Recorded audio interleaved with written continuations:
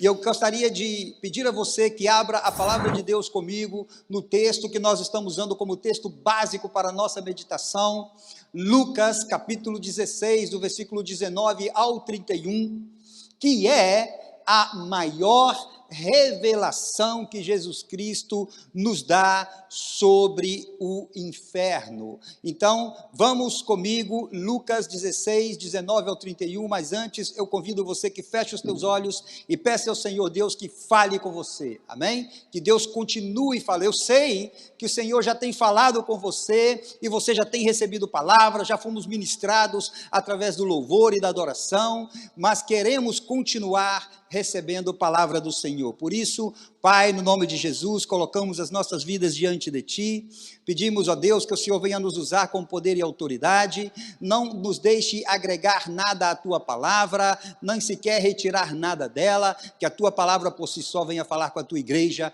e que a vida da Tua igreja seja mudada pelo poder da Tua palavra nesta manhã. Oramos agradecidos e em nome de Jesus. Amém? Amém. Fala para o irmão que está aí do seu lado na sua casa. Você já se inscreveu no canal da Trinity do YouTube? Você já está recebendo as nossas palavras diárias pelo Instagram? Se ele te disser que não, vai com ele agora. Vai lá agora, vai lá no Instagram. Eu não sei como funciona, eu não posso te explicar, tá bom? Eu só sei que você vai lá, coloca lá no Palavra Diária para você receber, tá bom? Agora, faz aí com ele. Tem uma equipe maravilhosa trabalhando e nós queremos que você aproveite tudo aquilo que está sendo feito para você. Amém? A palavra de Deus, então, Lucas 16, 19 diz: Ora, havia certo homem rico que se vestia de púrpura de linho finíssimo e que todos os dias se regalava esplendidamente. Havia também certo mendigo chamado Lázaro, coberto de chagas, que jazia à porta daquele. E desejava alimentar-se das migalhas que caíam da mesa do rico, e até os cães vinham lamber-lhe as úlceras. Aconteceu morrer o mendigo e ser levado pelos anjos para o seio de Abraão. Morreu também o rico e foi sepultado. No inferno, estando em tormentos, levantou os olhos e viu de longe a Abraão e a Lázaro no seu seio. Então, clamando, disse: Pai Abraão, tem misericórdia de mim. E manda Lázaro que molhe em água a ponta do dedo e me refresque a língua, porque estou atormentado nessa chama. Disse, porém, Abraão: Filho, lembra-te que recebeste os teus bens em tua vida e Lázaro igualmente os males. Agora, porém, aqui ele está consolado, tu em tormentos. E além de tudo, está posto um grande abismo entre nós e vós, de sorte que os que querem passar daqui para vós, outros não podem, nem os de lá passar para nós. Então replicou-lhe: Pai, eu te imploro que o mandes à minha casa paterna, porque tenho 5 irmãos, para que lhes dê testemunho, a fim de não virem também para este lugar de tormento. Respondeu Abraão: Ele tem Moisés e os profetas, ouçam-nos. Mas ele insistiu: Não, pai Abraão. Se alguém dentre os mortos for ter com eles, arrepender-se-ão. Abraão, porém, lhe respondeu: Se não ouvem a Moisés e os profetas, tampouco se deixarão persuadir, ainda que ressuscite alguém dentre os mortos. Terminamos na semana passada analisando este diálogo, ou esta conversa entre o homem rico, que não temos o seu nome, e Abraão, onde ele podia ver, como explicamos na semana passada, todo o processo. Você se lembrou bem? Não queremos entrar nos detalhes, porque tudo está lá no nosso, postado, a nossa pregação. Se você quiser, você pode ir lá para tomar toda a primeira parte, né? E nós estávamos analisando esse diálogo, essa conversa deste homem rico que estava atormentado em chamas no inferno, de onde ele podia visualizar e ver ao longe a Lázaro, o mendigo, que estava na porta da sua casa e que em vida mendigava e desejava se alimentar, inclusive com migalhas que caíam de sua mesa e nada. Onde a Bíblia diz que até mesmo os cães lambiam as suas feridas. Este homem agora está consolado no seio de Abraão. E ele é visto, e de longe, aquele homem rico, agora o vê e tem esse diálogo com Abraão. Então, nós já estamos neste ponto do diálogo, aonde ele começa a insistir com Abraão.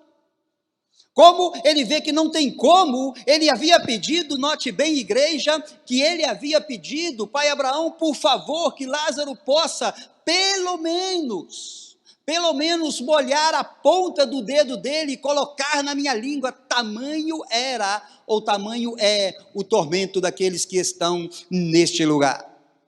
Não estava pedindo uma Coca-Cola gelada, ele não estava pedindo um copo de água, ele estava pedindo, simples e puramente, aquele homem estava pedindo que se molhasse, tocasse com o dedo molhado na ponta da sua língua para ele receber algum tipo de refrigério. E depois dele entender que não era possível, porque então pai Abraão diz a ele que existe um abismo enorme entre nós e vós. Os que estão aqui não podem ir para lá, os que estão aí não podem vir para cá. E ele então clama, então por favor, mande alguém à casa dos meus pais, porque eu tenho 5 irmãos, para que eles também não venham para este lugar de tormento. Pai Abraão então disse para eles, eles têm a Moisés, que está dizendo o quê? Que tem a palavra, né? E tem os profetas, tem os meus pregadores, eles têm a igreja, eles têm a Bíblia, leiam a Bíblia. Eles têm os meus pregadores, escutem os pregadores da minha palavra. Eles têm a igreja, congreguem-se nas igrejas. E no versículo 30 ele ainda insiste, se alguém for dentre os mortos, eles ouvirão. E a palavra de Deus diz, se não ouvem aos meus profetas, tampouco ouvirão, ainda que alguém ressuscite. Aquele homem estava clamando por algo sobrenatural, que aconteça algo sobrenatural, como se a salvação em si já não fosse algo sobrenatural. Tem muita gente dentro das nossas igrejas esperando coisas sobrenaturais que aconteçam. Tem que tomar muito cuidado com isso, não é nosso tema desta manhã, mas aquelas pessoas que procuram viver esperando sinais de milagre em milagre, elas não têm a sua fé sustentada na palavra de Deus, na solidez da palavra de Deus. Lembre-se muito bem que Romanos 10:17 diz que a fé vem pelo ouvir e o ouvir da palavra de Deus. Não podemos misturar as coisas, não havia como ter nenhum tipo de ligação. A única maneira de pregar o evangelho é através da palavra de Deus, e o sobrenatural que acompanhe a palavra de Deus é muito bem-vindo, mas a ordem nunca pode ser invertida. Porque as pessoas que vivem de milagre em milagre e fazendo publicidade dos milagres de Deus, essas pessoas ou essas igrejas, elas estão cometendo o erro grave de que quando não acontecer o milagre ou o sobrenatural na vida dessa pessoa, ela então não terá a sua fé sustentada na palavra e não poderá subsistir então as situações que possam acontecer na sua vida. Na semana passada nós terminamos lendo Hebreus 3:7 e hoje vamos arrancar, porque eu quero responder para você, falar sobre o inferno no sentido de que ele não somente existe, como a Bíblia também nos dá o lugar aonde ele está. O inferno não somente existe, como a Bíblia nos dá o lugar aonde ele está. E eu quero que você acompanhe comigo a palavra de Deus em Números 16. E vamos ler a partir do versículo 31. Não temos tempo de ler tudo, mas vamos, Números 16, 31, a palavra de Deus diz, e aconteceu que acabando ele de falar todas essas palavras, a terra debaixo dele se fendeu, abriu a sua boca e os tragou com as suas casas, como também todos os homens que pertenciam a Corá e todos os seus bens. Eles e todos os que lhe pertenciam desceram vivos ao abismo.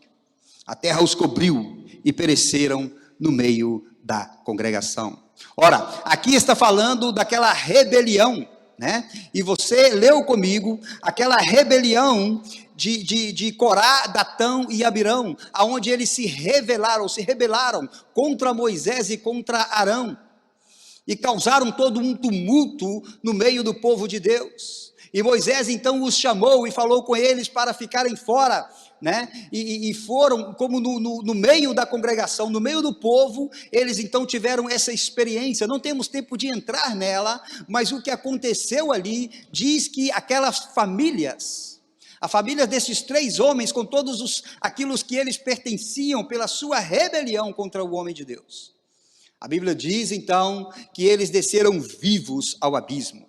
E quando nós analisamos, nós encontramos para abismo a palavra hebreia exatamente que estamos falando no nosso estudo: Sheol.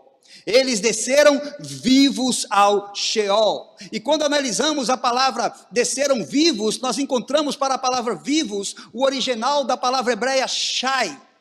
Shai, que quer dizer que desceram vivos e conscientes para o Sheol. E ainda podemos analisar a palavra abad, para pereceram, que quer dizer que eles desapareceram completamente vivos e entraram para dentro da terra. Então, se eles desceram vivos para o Sheol, aqui está a prova então que o inferno existe, e além de existir, a Bíblia nos diz aonde ele está: no centro da terra ou debaixo da terra. Para comprovar isso, eu quero que você venha comigo em Mateus 12, 38 ao 40, a palavra de Deus diz: ele, porém, respondeu, Jesus falando: uma geração má e adúltera pede um sinal, mas nenhum sinal lhe será dado, senão o do profeta Jonas. Porque assim como esteve Jonas 3 dias e 3 noites no ventre do grande peixe, assim o Filho do Homem estará 3 dias e 3 noites no coração da terra. O texto está dizendo aqui que ele esteve então 3 dias e 3 noites no coração da terra, no centro da terra. Se antes de Cristo, veja bem, se antes de Cristo todo ser humano que morria ia para o Sheol, como nós já explicamos aqui, nós vemos aqui então que eles iam para onde? Para o centro da terra, para debaixo da terra, né? E agora nós estamos vendo também que Jesus foi lá. Mas o que foi que Jesus foi fazer lá? O que foi que Jesus foi fazer lá? Irmãos, pessoas que me escutam nesta manhã e que pensam que o inferno não existe. Nosso amigo Papa Francisco, que disse que o inferno não existe. Veja bem isto, veja bem o que está dizendo aqui o Senhor Jesus, veja bem o que aconteceu aqui. A Bíblia está dizendo então que Jesus, ele como Salvador, ele foi lá, mas o corpo de Jesus estava passando pelo processo da glorificação. Ele não poderia ficar lá, mas então o que foi que ele foi fazer lá? Porque ele teve que ir lá e ficar este tempo lá? A palavra de Deus então nos responde, eu quero que você venha comigo.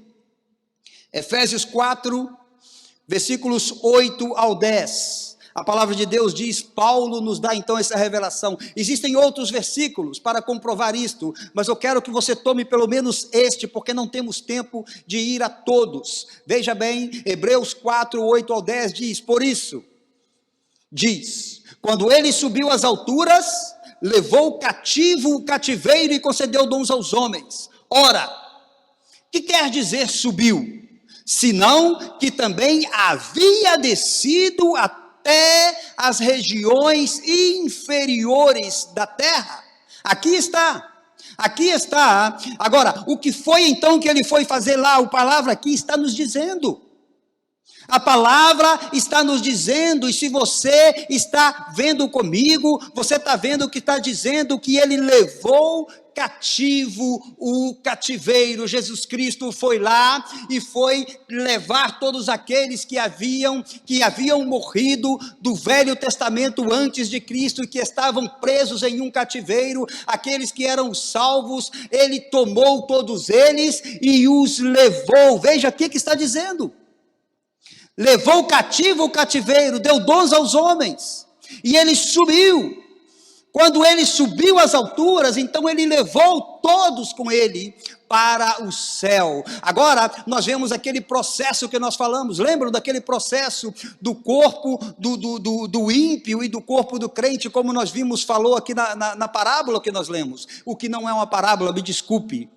porque o texto de Lucas não é uma parábola, porque nos dá nomes, ainda que nós sempre temos a mania, né, de dizer de uma parábola, mas isso não é uma parábola, isso é um fato real que aconteceu, e somente Jesus Cristo poderia nos dar essa revelação com tanto entendimento e com tanta clareza de fatos. Então, os que morrem em Cristo agora, eles passam por aquele processo que nós explicamos. Os anjos do Senhor vêm e tomam o espírito, o corpo vai para a tumba. Os anjos do Senhor vêm e tomam a alma e o espírito e atravessa primeiro, segundo, terceiro céu e chegam lá. Então veja bem, e eles ficam depois aguardando, já teremos tempo para falar sobre isso. Paulo, se referindo a isso em 2 Coríntios 5:8, Paulo diz: temos confiança. Olha a confiança que tinha Paulo. Temos confiança e desejamos antes deixar este corpo para habitar com o Senhor. Você tem essa confiança? Você tem esse desejo no seu coração? De deixar este corpo e habitar com o Senhor? Pedro, ainda na segunda carta, capítulo 1, versículo 14, ele diz: certo de que estou prestes a deixar o meu tabernáculo, como efetivamente nosso Senhor Jesus Cristo me revelou. João viu as almas dos mártires na abertura do 5º selo, e João viu as almas dos mártires, veja bem, no capítulo 6, versículos 9 e 10 de Apocalipse. João vê na abertura do 5º selo, e ele diz, versículo 9 e 10, Apocalipse 6, quando ele abriu o 5º selo: vi debaixo do altar as almas daqueles que tinham sido mortos por causa da palavra de Deus e por causa do testemunho que sustentavam. Clamavam em grande voz, dizendo: até quando, ó soberano Senhor, santo e verdadeiro, não julgas nem vingas o nosso sangue dos que habitam sobre a terra? As almas clamando, querendo adiantar os tempos. Por isso você vê que depois da morte ainda existe sentimentos, ainda existe visão, ainda existe tudo aquilo normalmente, mesmo estando fora do corpo. Segunda pergunta que queremos responder nesta manhã: quando terminará o sofrimento e o tormento destes que estão no inferno? Para entender isso, eu quero que você venha comigo à palavra de Deus. Estamos lendo muitos textos hoje, porque somente a palavra de Deus pode nos dar as respostas que nós necessitamos. 1 Tessalonicenses 4, e arrancamos do versículo 13, presta muita atenção nesta palavra. Capítulo 4, versículo 13: não queremos, porém, irmãos, que sejais ignorantes com respeito aos que dormem, para não vos entristecerdes como os demais que não têm esperança. Quem não tem esperança se entristece, porque quem não tem esperança, a morte para eles é o fim. E continua, versículo 14: pois se cremos que morreu e ressuscitou, assim também Deus, mediante Jesus, trará em sua companhia os que dormem. Ora, ainda vos declaramos por palavra do Senhor isto: nós, os vivos, os que ficarmos até a vinda do Senhor, de modo algum precederemos os que dormem. Versículo 16: porquanto o Senhor mesmo, dada a sua palavra de ordem, ouvindo a voz do arcanjo, ressoada a trombeta de Deus, descerá dos céus, e os mortos em Cristo ressuscitarão primeiro. Depois nós, os vivos, os que ficarmos, seremos arrebatados junto com eles, entre nuvens, para o encontro do Senhor nos ares, e assim estaremos para sempre com o Senhor. Versículo 18: consolai-vos, pois, uns aos outros com estas palavras. Consola-se. Olha essa palavra para você. Nós participaremos deste evento. Cristo trará com ele aqueles que dormiram nele. Quem morre em Cristo, já explicamos, tem o seu corpo enterrado, ou pode ter o seu corpo cremado, não importa como. tá? Não importa, enterrado, cremado, não se preocupe se você conhece alguém que morreu no mar e que nunca se encontrou o corpo dele, ou alguém que teve um acidente, o corpo nunca foi encontrado, não se preocupe com isso, porque existe uma palavra de Deus, todos seremos transformados.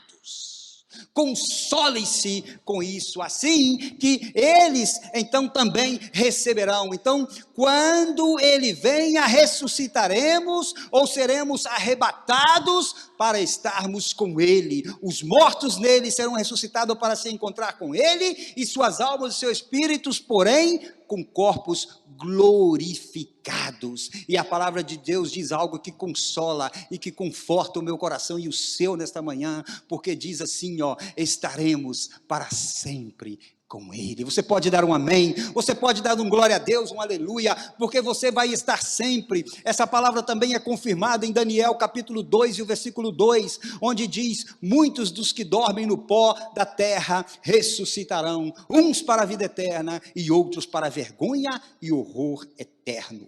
Ainda João 5, 28 e 29, a palavra de Deus diz: não vos maravilheis disto, porque vem a hora em que todos os que se acham nos túmulos ouvirão a sua voz e sairão. Os que tiverem feito o bem para a ressurreição da vida, e os que tiverem praticado o mal para a ressurreição do juízo. Até quando eles ficarão? Ora, a Bíblia nos diz que haverá um tempo aonde nós passaremos com Cristo por 1000 anos, aonde a palavra de Deus chama do milênio. E depois, então, deste tempo, depois desses 1000 anos de paz, a Bíblia diz que acontecerá em algum lugar, que não sabemos aonde, um evento que a palavra de Deus chama de o juízo do grande trono branco. João viu isto, Apocalipse 20, do 11 ao 15, ele revela para mim e para você, nesta manhã, quando João diz: vi um grande trono branco e aquele que nele se assenta, de cuja presença fugiram a terra e o céu, e não achou lugar para eles.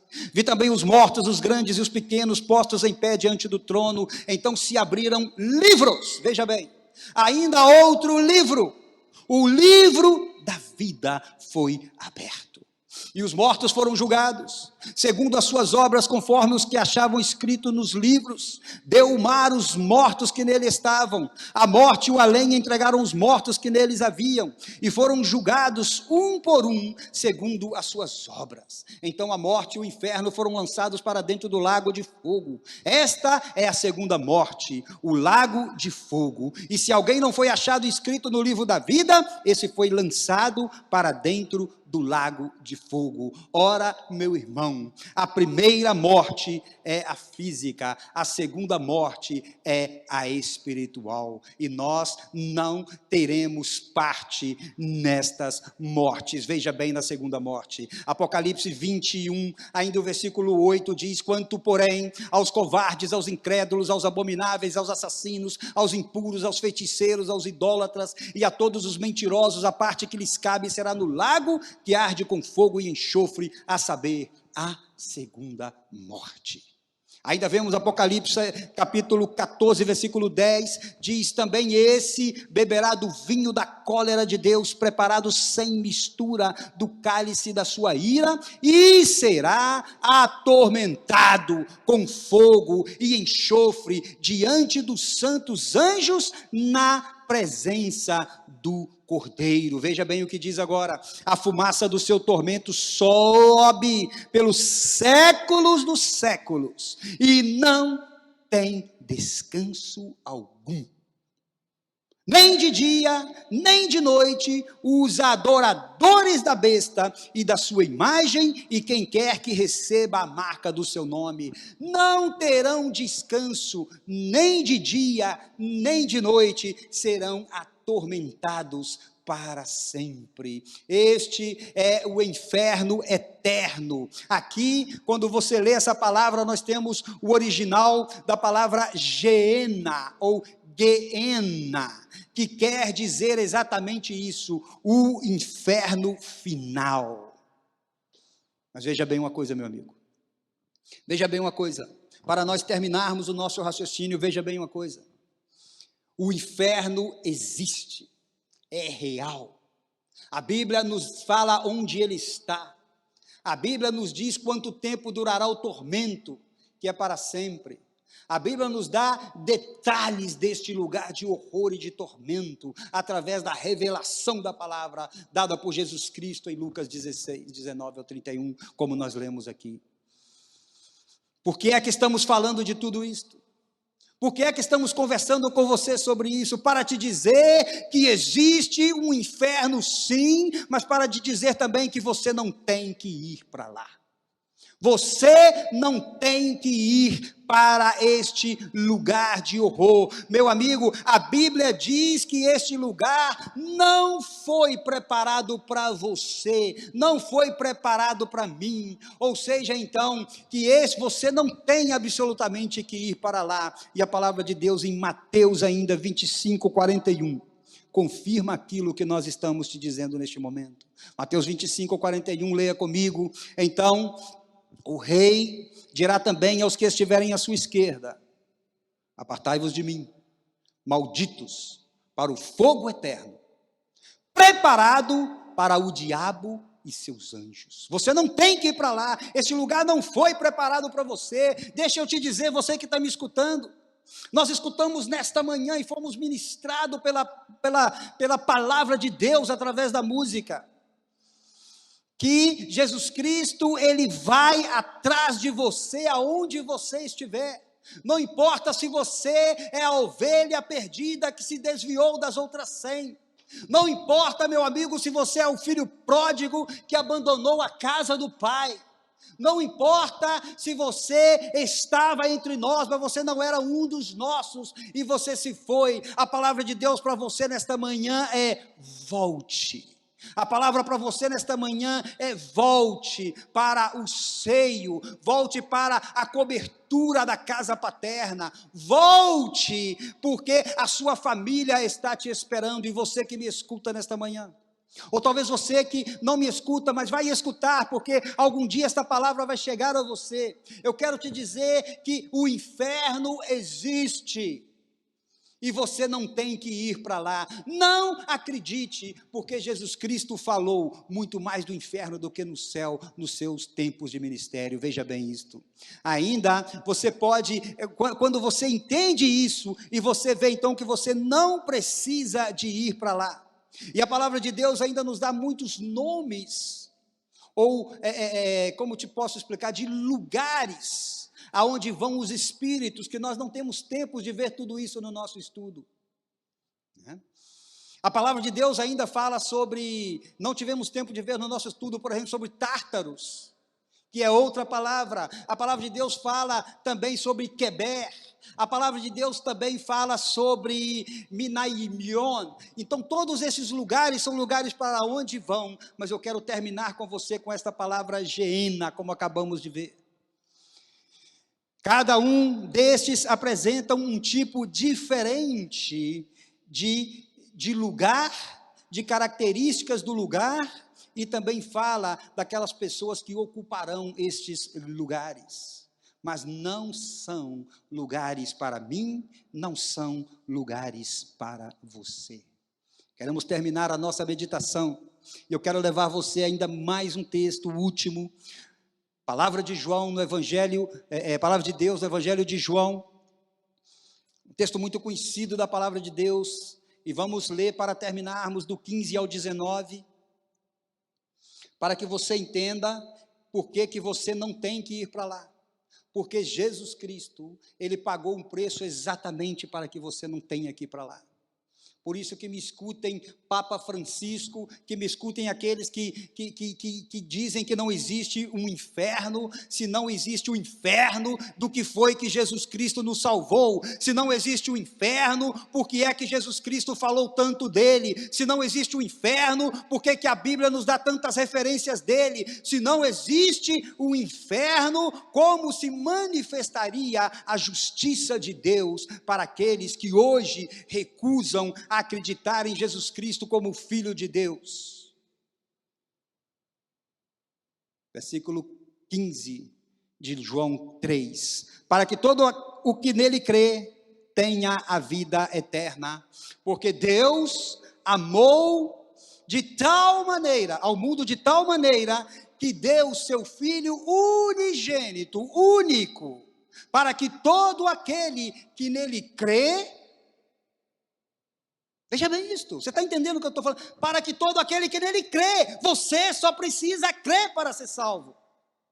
Não precisa aderir nada mais à sua salvação, para que todo aquele que nele crê não se perca, mas tenha a vida eterna, para que todo aquele que nele crê não vá para o inferno, mas vá para o céu, para que todo aquele que nele crê não viva atormentado pelos séculos dos séculos, mas viva em paz pelos séculos dos séculos, para toda a eternidade. A palavra de Deus continua: porquanto Deus enviou o seu Filho ao mundo, não para que julgasse o mundo, mas para que o mundo fosse salvo por ele. Quem nele não crê é julgado. O que não crê já está julgado, porquanto não crê no Filho do unigênito, Filho de Deus. O julgamento é este, e com isso terminamos: que a luz veio ao mundo, e os homens amaram mais as trevas do que a luz, porque as suas obras eram más. Os homens amaram mais as trevas do que a luz. Por isso, você que nos escuta, que Deus te abençoe, que a palavra de Deus encha o teu coração nesta manhã, que a palavra de Deus ocupe no teu coração o lugar apropriado para ela, para que você tenha entendido conosco aquilo que estamos explicando já nesses 2 domingos, que existe sim, mas se você não quer ir para lá, você fecha os seus olhos aí agora onde você está, baixa a sua cabeça e ore comigo. Senhor Deus, eu creio que Tu és o Filho,